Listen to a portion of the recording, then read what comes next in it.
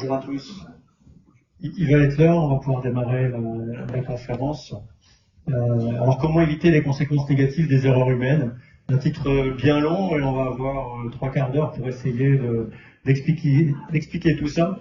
Peut-être en premier présenter l'AINF, qui on est. Donc l'association a été créée en 1894, c'est pas une faute de frappe, hein, ça fait 130 ans maintenant. Et on est là on a deux missions: prévenir les risques professionnels et puis faire la promotion de la santé, de la sécurité, de la qualité de vie au travail. C'est-à-dire qu'on va au-delà de la prévention des risques, mais on va aussi sur tous les avantages à travailler dans des bonnes conditions. Pour ça, on fait différentes actions, notamment de l'information avec des conférences comme aujourd'hui, également des webinaires, hein, vous pouvez les retrouver en ligne, il y a des webinaires chaque mois. On soutient des programmes de recherche aussi, donc il faut savoir qu'on soutient notamment depuis quelques années la prévention des addictions, dans le monde professionnel bien sûr, mais pour essayer de mobiliser les entreprises, les dirigeants d'entreprises à prendre en charge cette prévention primaire qui est nécessaire dans l'entreprise. On va également intervenir auprès des étudiants de l'enseignement supérieur, que ce soit au travers d'un prix universitaire. Donc vous avez la petite brochure ici, on attend les candidatures jusqu'au 15 décembre, au travers d'interventions qu'on fait également auprès d'eux, et un système de bourse également qui existe où on finance pour les entreprises la prise en charge d'un étudiant. Donc sachez, si vous êtes intéressé par ce genre d'outils, n'hésitez pas à passer notre stand. On est au stand G15, pas très loin de l'INRS de la CARSAT. Voilà. Et puis après, on a une vie associative avec des adhérents. Donc là aussi, vous pouvez adhérer et avec une veille réglementaire, avec des outils qui sont mis à votre disposition, avec des formations qui vous sont proposées, et puis tout un tas d'événements que l'on organise tout au long de l'année. Alors, je vais me présenter également rapidement. Donc moi, c'est Eric Monti, je suis le secrétaire général de cette association depuis maintenant 5 ans, et au préalable, j'ai été pendant 23 ans dans l'industrie mécanique, en charge de ces problématiques-là. Donc voilà, je me suis reconverti dans l'associatif, mais au préalable, j'étais les mains dans le cambouis et dans l'huile surtout. Voilà. Et donc, pour parler du sujet aujourd'hui, j'ai invité David, avec qui c'est déjà pas la première coopération, mais voilà, on partage des mêmes valeurs. Donc j'ai le plaisir de recevoir David aujourd'hui pour cette conférence Préventica, et je vais laisser se présenter bien évidemment. Alors, pour celles et ceux qui ne me connaissent pas, donc je suis David Voluère. Avant tout, pas mal de 2 ans de formation chimiste que j'ai complété par 2 masters en hygiène, sécurité, protection de l'environnement et en business administration. Et j'ai passé 25 ans de carrière en tant que préventeur santé et sécurité pendant 10 ans sur des sites industriels, et pendant 15 ans en direction HSE au niveau de l'Europe pour des groupes nationaux et internationaux. D'accord.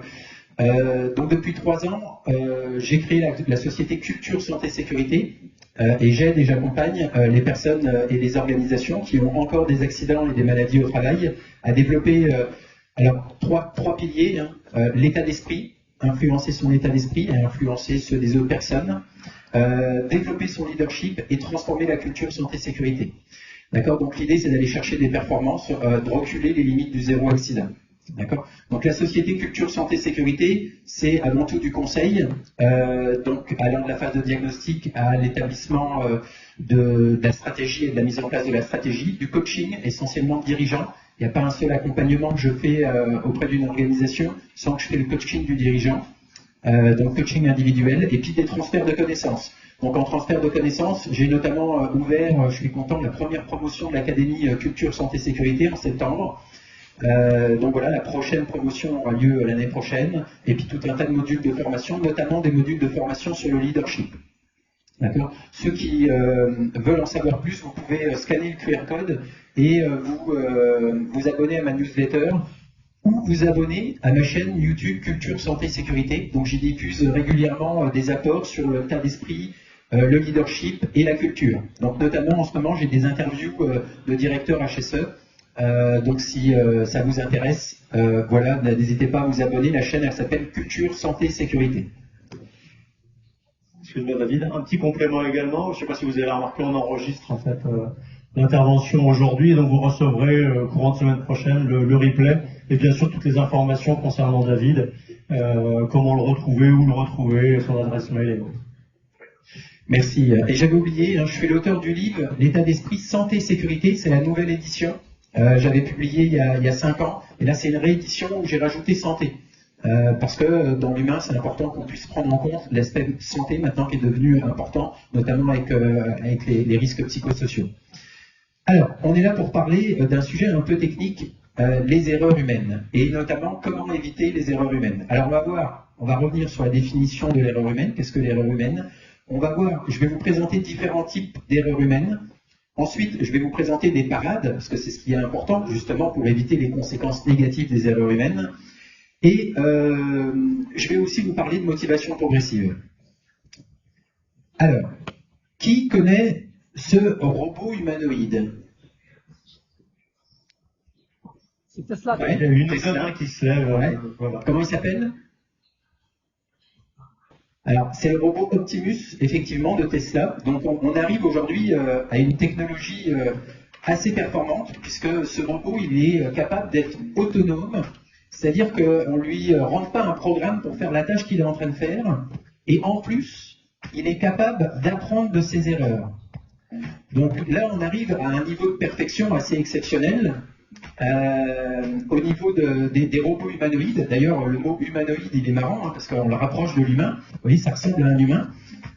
Et surtout, ce qui est vraiment important et que vous devez retenir, c'est que dans 10 ans, peut-être max dans 15 ans, c'est ce qu'on aura dans nos usines. On va cohabiter avec des robots.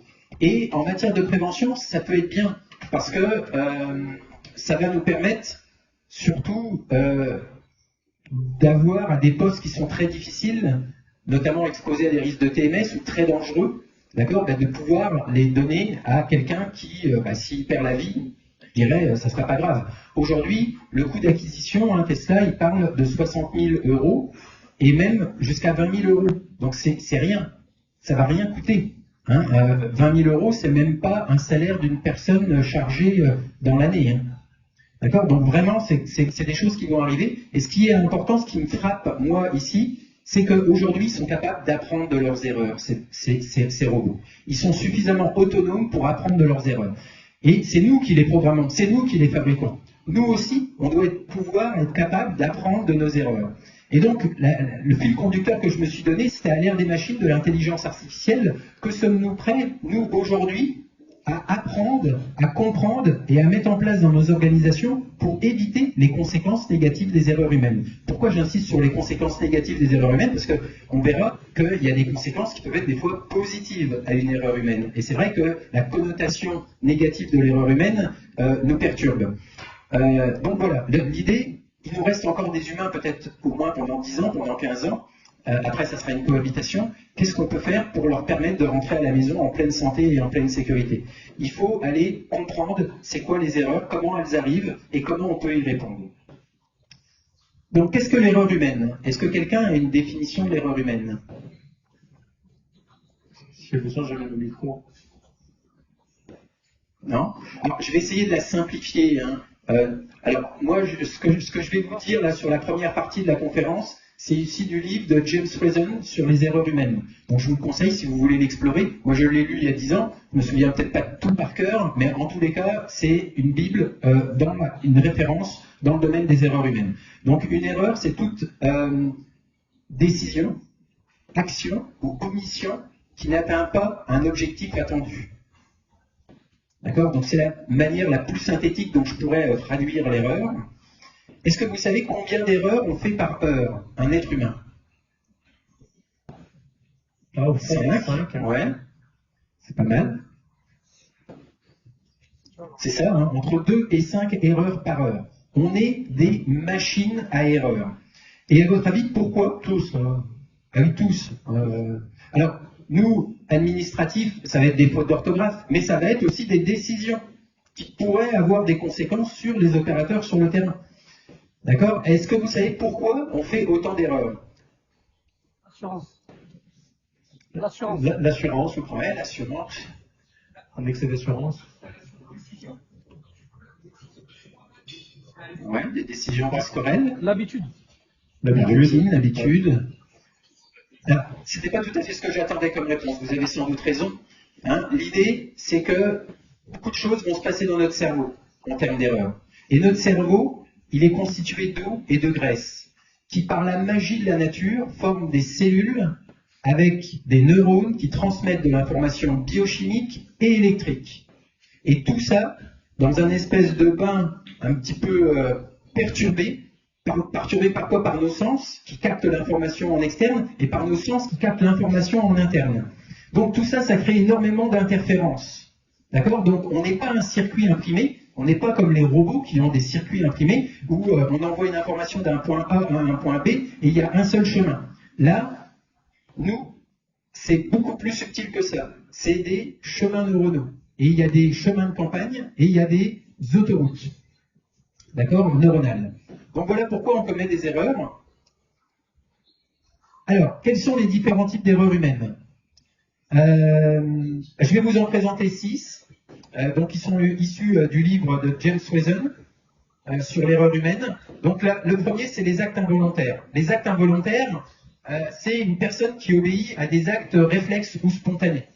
Elle n'a pas conscience de ce qu'elle va faire. Donc, imaginez une personne qui, par exemple, a une crise d'épilepsie. Elle va se débattre, elle peut se blesser et elle peut blesser quelqu'un de son entourage. D'accord? Il y a des objets tranchants sur la table, il y en a un qui se renverse par réflexe, qu'est-ce qu'on va vouloir faire? Le récupérer. On va se blesser. D'accord? Donc c'est des actions qui sont spontanées, réflexes, dont on n'a pas conscience. Ça, c'est tous les actes involontaires. La deuxième catégorie, c'est les ratés. Les ratés, c'est une défaillance d'attention dans le processus. Donc, on veut faire X et en fait, on fait Y. Donc, je veux taper sur le clou, et je me tape sur le doigt. Donc à qui c'est arrivé ça? Voilà. Donc on a tous des ratés. Même chose, on veut sortir sur l'autoroute et on loupe la sortie. À qui c'est arrivé ça? Voilà. Donc c'est normal, c'est naturel. D'accord? Donc les ratés. Défaillance d'attention. L'oubli. L'oubli, c'est une défaillance ponctuelle de la mémoire ou de l'attention. Donc j'ai oublié quelque chose. Qui a déjà oublié ses clés de voiture ou ses clés de maison? Voilà. Donc c'est des choses normales. Des oublis, on en fait plein. On oublie d'éteindre la lumière dans la maison. On oublie de mettre un sucre dans son café. Non, on va le sentir, on va rectifier là. Il va y avoir un rappel. D'accord? Donc là, il y a une petite vidéo qui vous montre par exemple un oubli. Vous voyez? Donc, il dépote, c'est un dépotage, hein, et puis il se rend compte qu'il a oublié de mettre le frein à main. D'accord? Donc, imaginons... À qui c'est déjà arrivé? Non. Un petit peu moins de monde, celle-là. Donc, par exemple, je suis un opérateur, je dois manipuler des produits chimiques, je porte mes gants, je porte mon masque, et j'oublie de mettre la ventilation en route. D'accord? Donc, des oublis, on en fait tous. Et on en fera tous toujours. Alors, on va rentrer à un degré un petit peu plus supérieur maintenant. Les fautes. Donc les fautes, c'est une défaillance dans la résolution d'un problème. Donc là, on commence à opérer consciemment un choix. D'accord? Il y a une situation, un problème qui m'est posé, et je dois faire un choix. Je dois, par exemple, manipuler un produit chimique. J'ai le choix entre deux paires de gants, et je ne sais pas à quoi ils correspondent, les symboles. Je vais en prendre un, j'ai une chance sur deux que j'ai pris une mauvaise décision. Pas de bol, celui que je vais prendre, qui me semble le plus confortable et le plus adapté, n'est pas le bon. Et je développe une allergie. D'accord? Donc, des décisions erronées, c'est pareil. On en fait tous. Hein, personne n'a la science infuse de savoir ce qu'il va faire. Alors, par contre, si, maintenant, nous, on a quand même beaucoup de connaissances sur les dangers et les mesures de prévention. Donc, comment éviter un accident. D'accord? Donc là, c'est un choix, une décision qui est erronée. On va monter encore d'un cran. D'accord? C'est l'infraction non intentionnelle. Donc là, je suis par exemple sur la route, je dois dépasser une voiture. Je la dépasse et je me fais flasher par un gendarme un petit peu plus loin parce que la limitation c'était 80 et pour dépasser, je suis monté à 100. D'accord? À qui c'est déjà arrivé ce genre de situation? Un petit peu moins de monde. Okay. Mais c'est des choses, vous voyez, qui peuvent nous arriver. D'accord? Donc là, on n'a pas l'intention de commettre une infraction, mais on la commet quand même. D'accord? Donc il y a plusieurs types d'infractions. C'est là où après ça devient compliqué, et il faut lire le livre de James Reason. C'est qu'on a des infractions qu'on appelle routinières. Donc par exemple, c'est la routine qu'on ne porte pas les équipements de protection individuelle, les bouchons anti-bruit dans tel atelier. D'accord? On a des infractions circonstancielles. Donc c'est les circonstances qui m'imposent, d'accord, comme là je double d'enfreindre une règle. On a des infractions d'optimisation et on a des infractions exceptionnelles. D'accord? Donc il faut y voir clair, nous en tant que préventeurs, essayer de déterminer quelle était l'intention de la personne. Est-ce que c'est le contexte qui l'a influencé ou est-ce que c'est lui qui malgré tout a pris sa décision en ayant conscience du contexte? Donc là je vous rajoute un élément dans le paramétrage, c'est que souvent nos erreurs elles vont être aussi influencées par le contexte dans lequel on évolue. Ce qui rajoute de la complexité. Et enfin, les violations. Donc là, la violation, on va commencer à rentrer sur la personne a une intention. Donc là, elle fait un choix en conscience. Donc par exemple, on sait tous que être sous l'emprise de la drogue ou de l'alcool au volant, c'est pas bien. On s'expose, d'accord, soi-même et on expose d'autres personnes et des familles, des enfants, d'accord.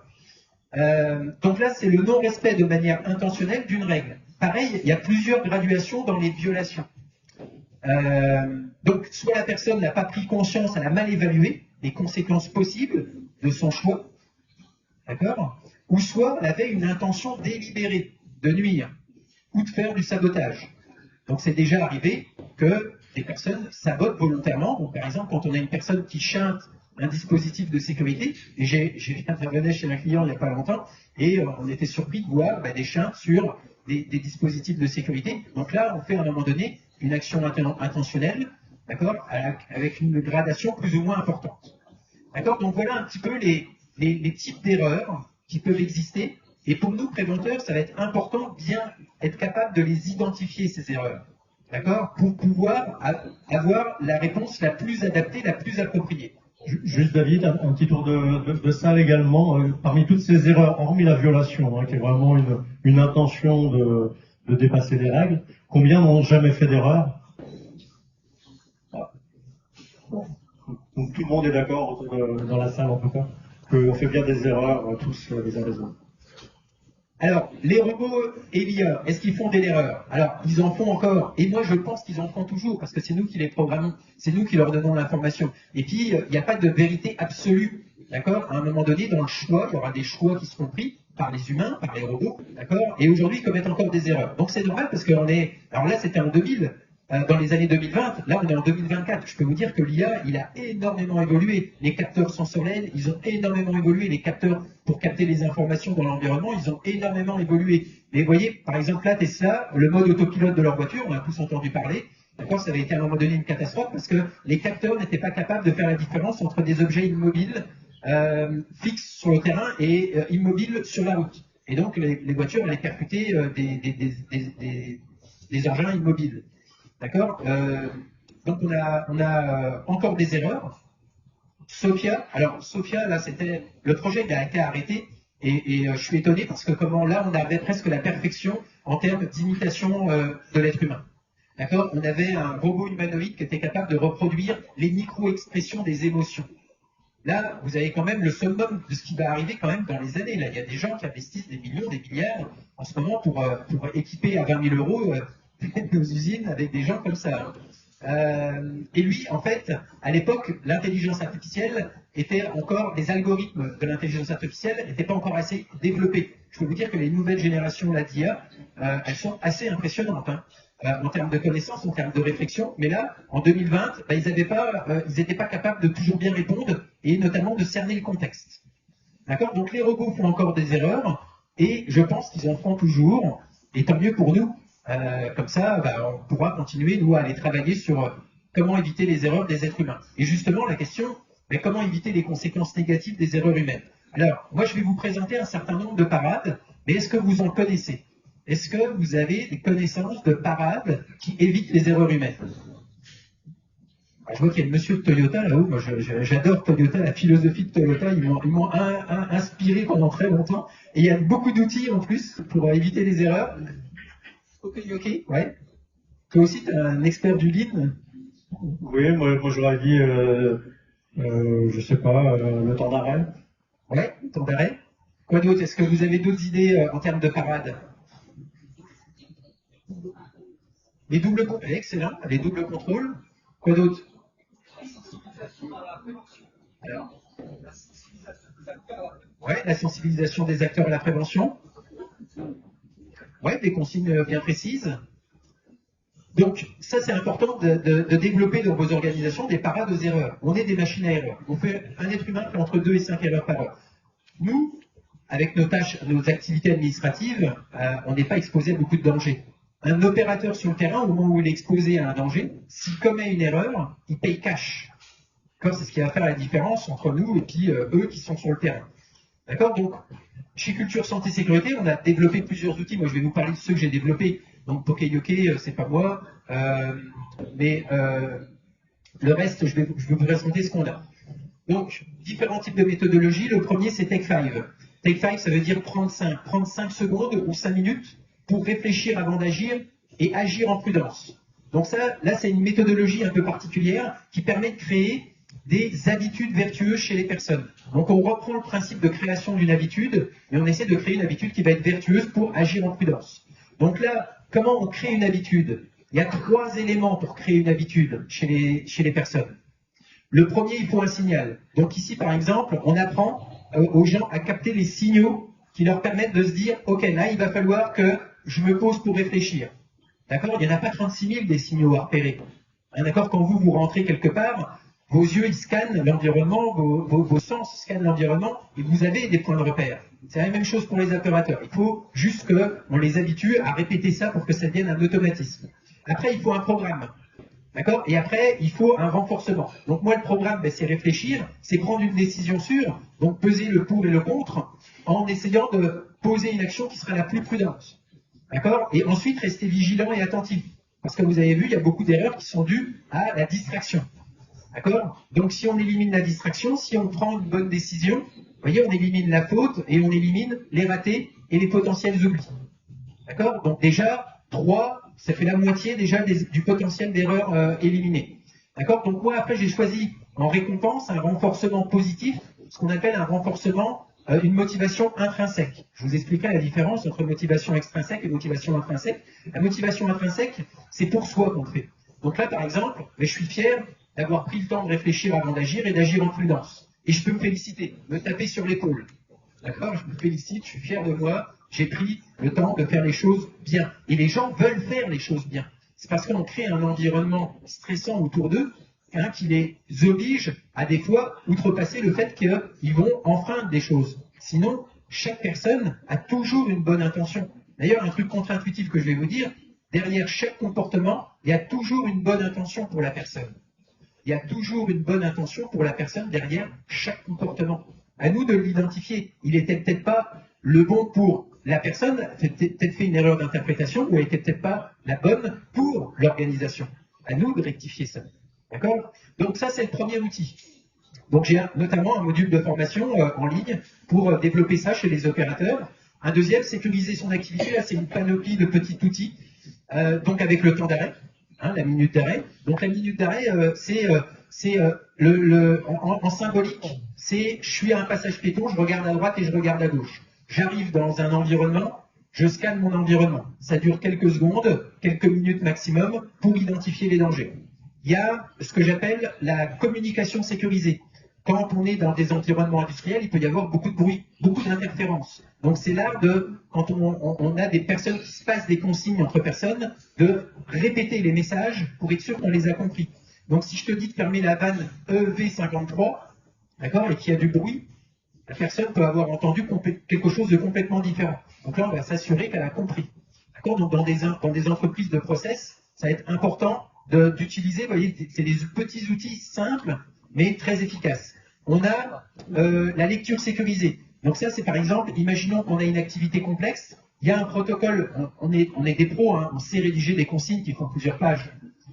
Et on va demander aux opérateurs, quand ils font une intervention, alors je vais prendre le cas d'une consignation un peu particulière, un peu dangereuse, pour mettre un petit peu de piment. Là, on va dire à la personne, tu vas relire la procédure et tu vas t'assurer point par point, que tu la suis, pour être sûr qu'il met en conscience.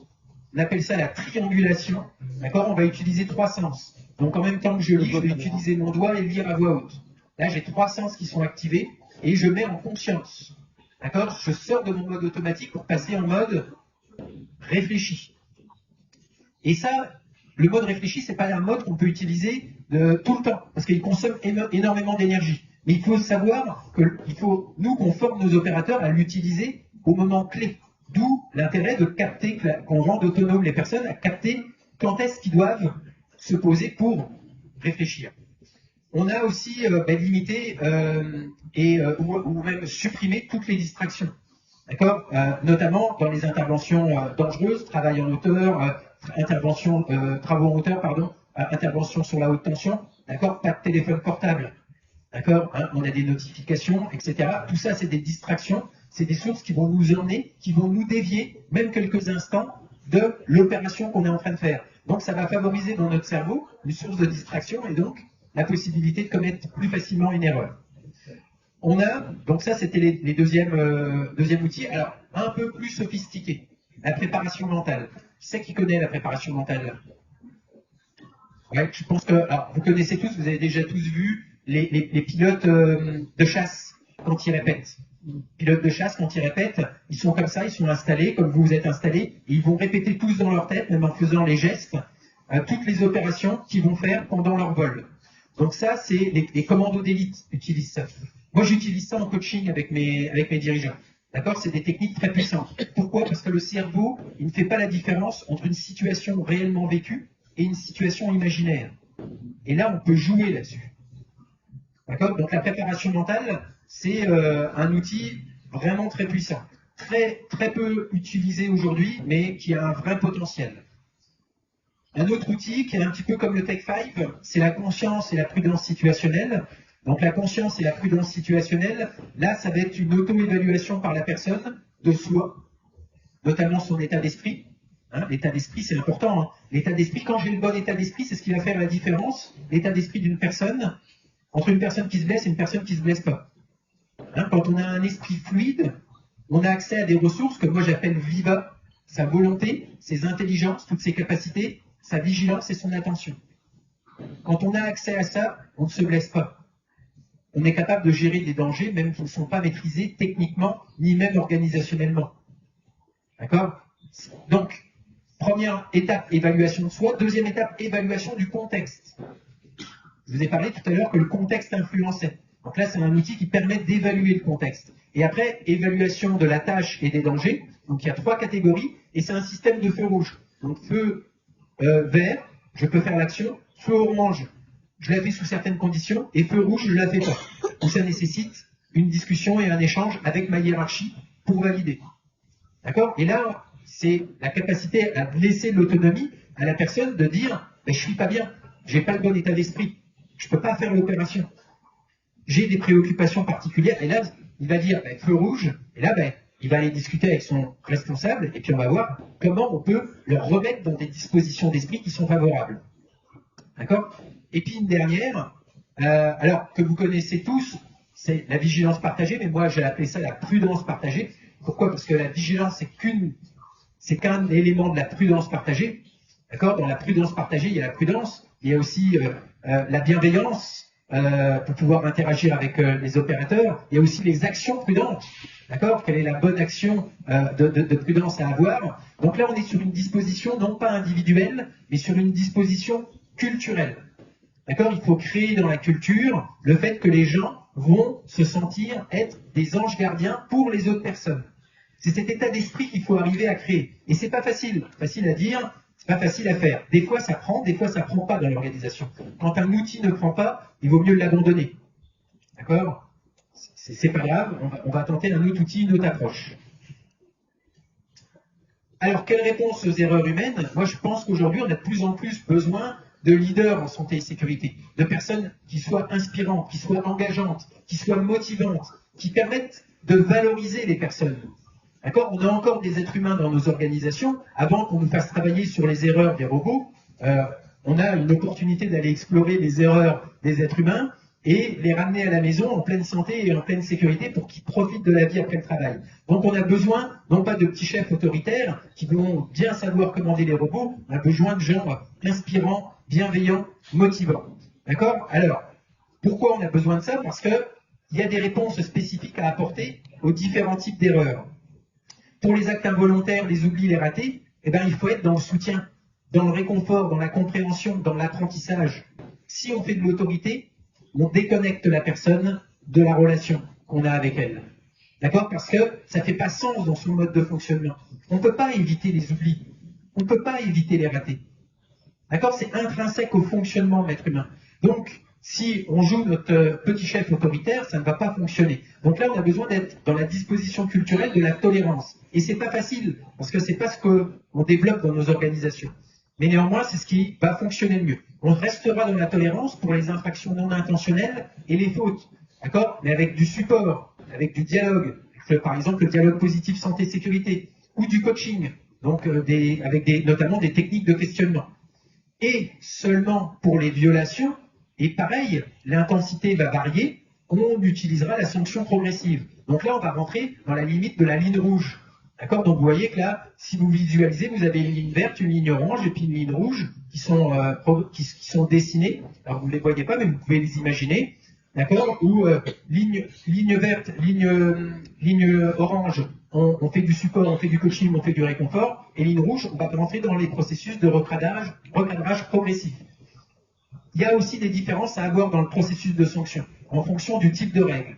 Chez Culture Santé Sécurité, on a vraiment deux types de règles. Les règles pour la vie, alors vous savez de quoi je parle, hein, c'est les règles qui, si on les enfreint, nous exposent à une perte de vie ou à un handicap à vie. Et les règles pour la vie, qui vont nous occasionner en termes de conséquences, des accidents avec arrêt, on va dire. D'accord? C'est-à-dire que c'est réversible. Hein, on a 15 jours, 1 mois, 2 mois, 6 mois d'arrêt, mais on retrouve après toutes nos capacités.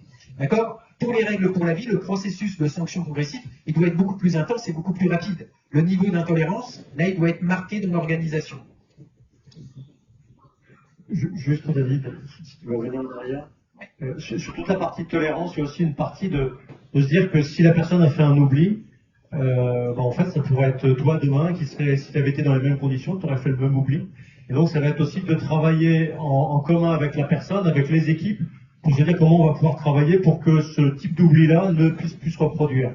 Et il y a vraiment cette notion de se dire que si on avait été à sa place, on aurait fait pareil que lui, en fait, peut-être pas le même jour, mais 6 mois après, 1 an après, on aurait fait la même chose.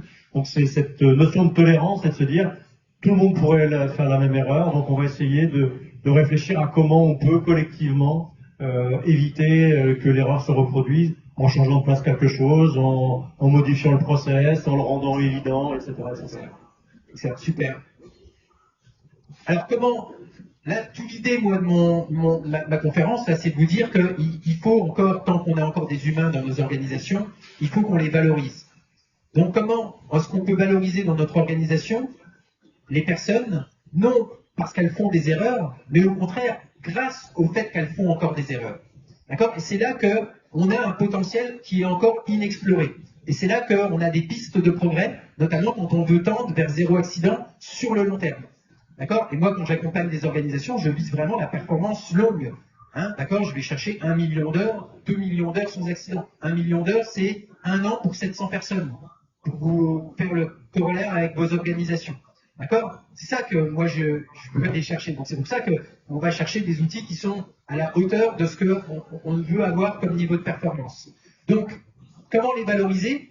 Eh bien, on peut utiliser les techniques de motivation extrinsèque. Je vous ai parlé tout à l'heure des motivations intrinsèques, extrinsèques. Là, le bâton et la carotte, qui est des techniques qui sont des techniques puissantes, hein, très puissantes. Hein. On fonctionne comme ça depuis des années, on fonctionnera encore avec ces techniques pendant des années. Elles sont d'une puissance extraordinaire. Néanmoins, elles ne sont pas appropriées parce que c'est une motivation extrinsèque. Et nous, il faut qu'on arrive à faire que la personne l'intègre dans son fonctionnement pour elle. C'est-à-dire que la santé et la sécurité, c'est déjà sa santé et sa sécurité, et c'est son potentiel, sa valeur la plus importante. Hein, la valeur d'une personne, c'est sa santé et sa sécurité. On enlève la santé et la sécurité, on n'est plus rien. Hein, on enlève notre santé, on n'est plus rien. Donc, là, il faut qu'on aille plus loin. Donc, là, l'idée, c'est d'être en mesure de pouvoir analyser les événements. Alors, toujours quand il y a un événement, toujours partir du principe que la personne derrière son comportement, derrière l'action qu'elle a réalisée, elle avait une bonne intention. Je sais que c'est contre-intuitif, je me suis fait avoir, et des fois je me fais encore avoir, mais j'essaie de me le dire, ok, tu vois une personne, elle commet un acte dangereux, elle a une bonne intention. À toi d'aller trouver c'était quoi sa bonne intention et lui faire prendre conscience que c'était pas l'intention la plus appropriée.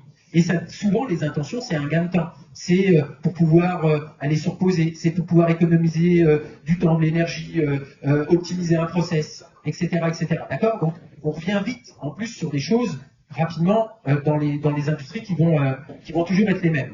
Donc, là, soutien et réconfort pour toutes les erreurs humaines type raté oubli, formation, apprentissage pour les fautes, les manques de connaissances, le dialogue et le coaching. Donc là, dans le dialogue, il y a le dialogue positif, santé, sécurité, qui sont des techniques de questionnement qui permettent à la personne de prendre conscience de l'action dangereuse qu'elle a fait et d'obtenir d'elle un engagement. Donc il y a des techniques bien précises qui sont vraiment puissantes.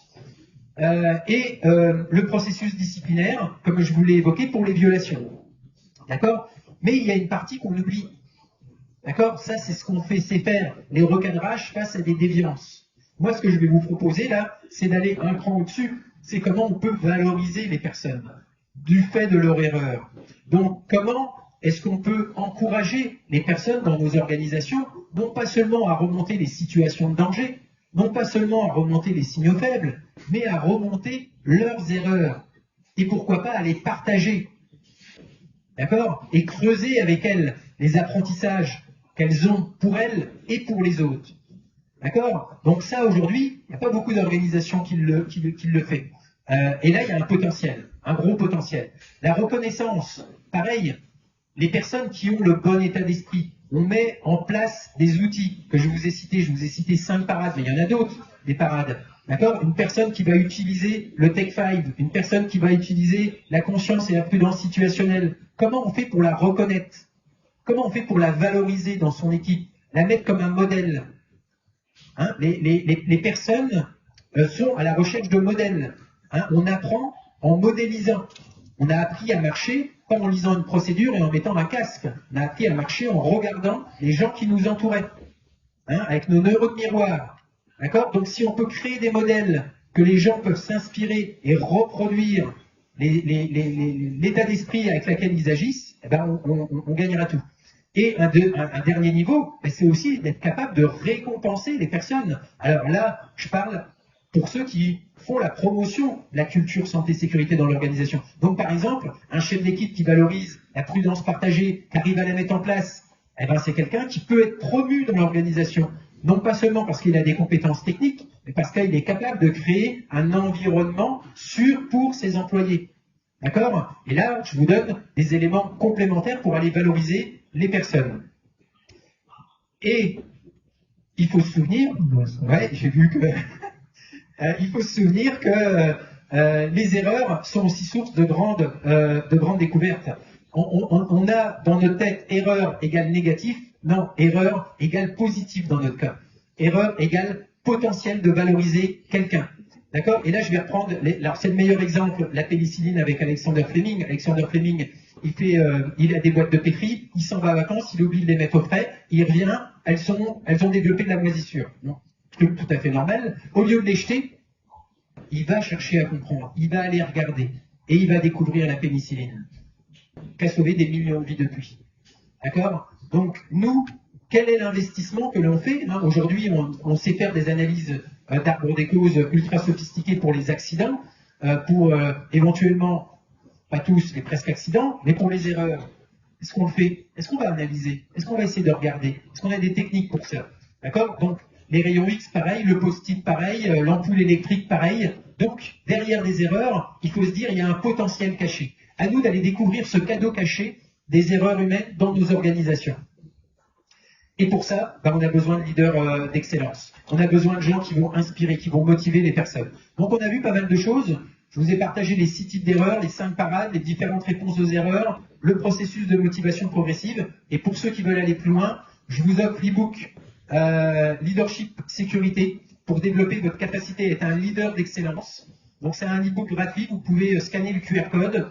En scannant le QR code, vous allez rentrer vos coordonnées et vous aurez l'e-book qui va arriver, donc il a une valeur de 49 €. Et ceux qui veulent aller plus loin, j'ouvre du 15 novembre au 14 mars 2025, pendant 4 mois, le programme Leadership Excellence. Donc ceux qui veulent développer leur leadership, être capables d'aller influencer leur organisation, vous pouvez rejoindre ces 4 mois d'accompagnement en ligne, 12 webinaires et 2 jours de présentiel avec moi, où on va développer votre capacité de leadership pour aller transformer la culture de votre organisation et atteindre, reculer les limites, repousser les limites du zéro accident dans votre organisation.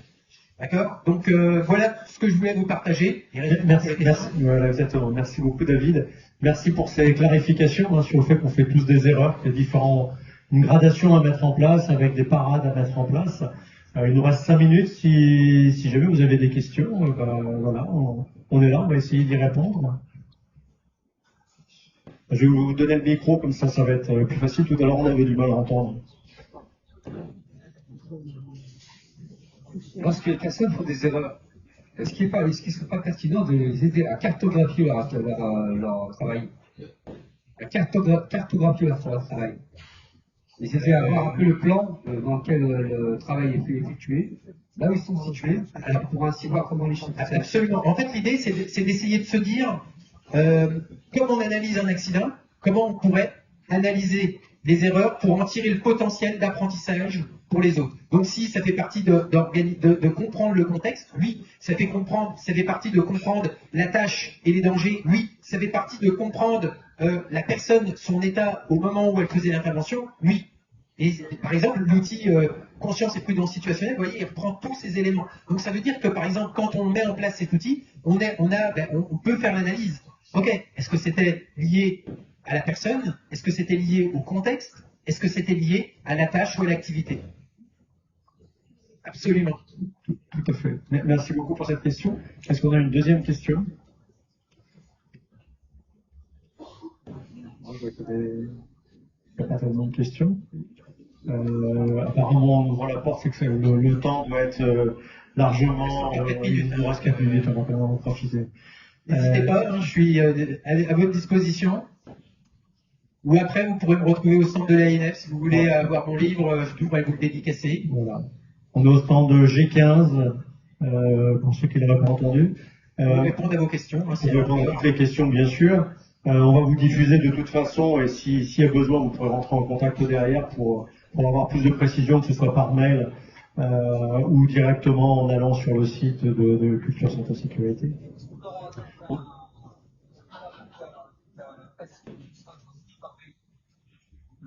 Vous aurez la vidéo, le replay qui sera transmis par mail. Oui, tout à fait. Avec normalement la projection qui est intégrée dedans, donc vous aurez le rappel bien sûr de tous ces éléments-là. Pour pouvoir approfondir, hein, David citait plusieurs livres.